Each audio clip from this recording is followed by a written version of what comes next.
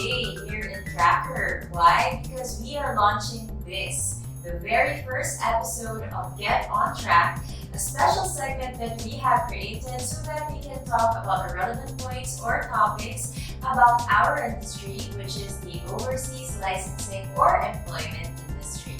I am Carla, by the way, and I'm here with the processing head of Tracker, Miss Angelie Matias. Hi, Ange. Hello, good afternoon, Carla, and good afternoon, nurses. Okay, so, ayan ha, safe na safe kami guys. Socially distance kami. So, huwag niyo kami i-judge because I don't think we will contract COVID-19 naman in our presence, no? Okay, so Angelie, no, since ito kasi yung first ever episode ng Get On Track. So, I think, since this is the first episode, we have to tackle the most basic question about our industry, which is, ano nga ba overseas licensing? Or ano nga ba talaga ginagawa ng isang overseas licensing agency? Okay, so yun nga, no, nurses, most of the nurses are not really aware kung ano talaga yung overseas licensing agency, no. An overseas licensing agency like Tracker assists nurses and some other allied professionals in processing their overseas requirements abroad.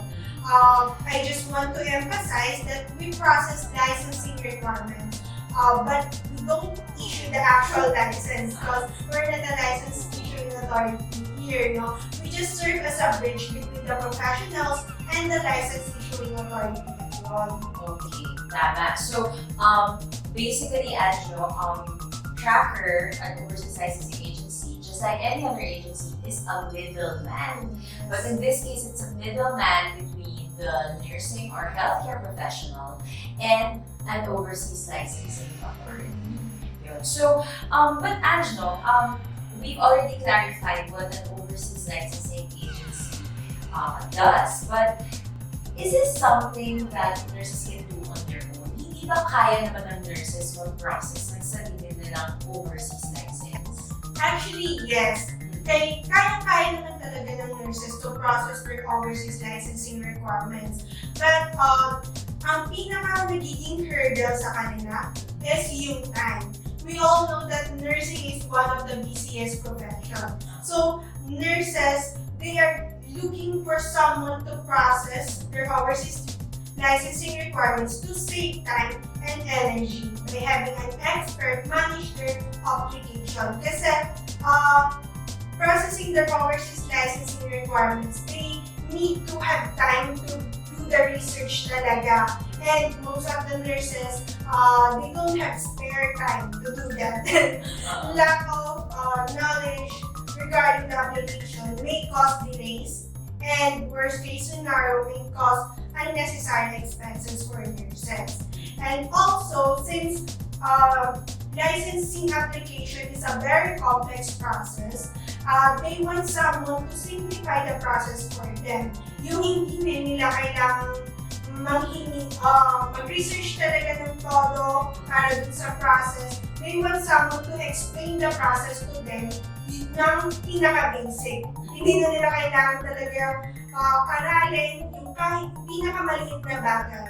Gusto lang nila na merong basic knowledge dun sa process. Yung hindi sila talagang totally walang alam, pero ayaw din nila yung talagang iisipin nila yung kahit na pinakamaliit na bagay.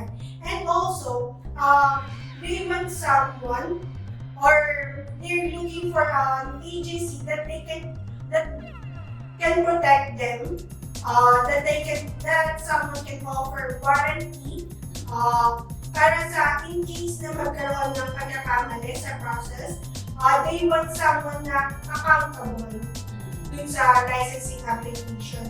And as I said, complex yung process, and if you don't have enough knowledge, talagang magkakamali ka. And since a licensing agency like us, talagang ito na yung expertise natin.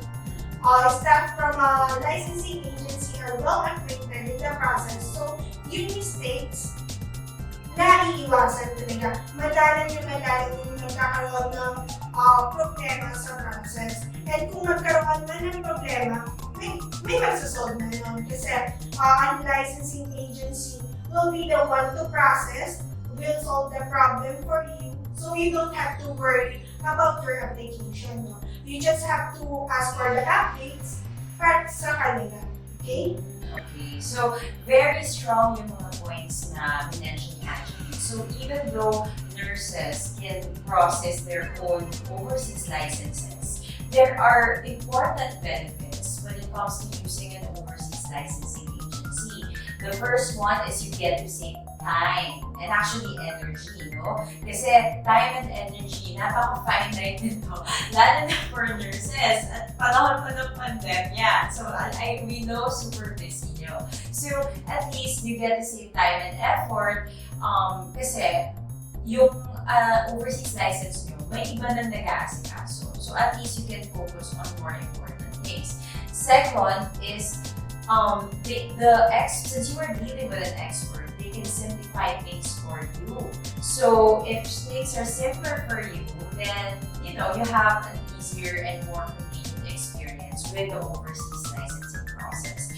And lastly, you get a warranty from an agency like Tracker. So for example, there are problems or errors or mistakes along the way, you don't have to be the one to deal with it on your own, no? You can actually hold your agency accountable to that. But like what Angelie mentioned, bihira magkamali ang mga overseas licensing agencies because they are well acquainted with the overseas licensing process. No? So,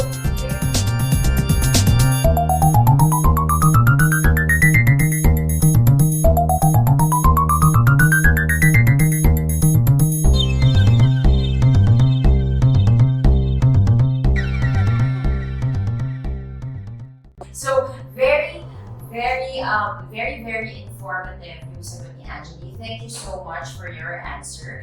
Now, I hope that that has somehow convinced you to get on track or basically avail our overseas licensing assistance services. If you are interested in any of our services, all you have to do is to leave us a message here in our social media sites, or you can also contact us through our numbers which are shown right there on the screen.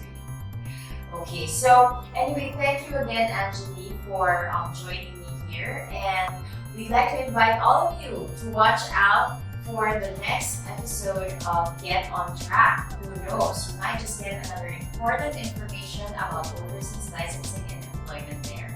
I am Carla, by the way. I'm Angelie. And we'd like to wish you a very, very great day ahead. Bye-bye!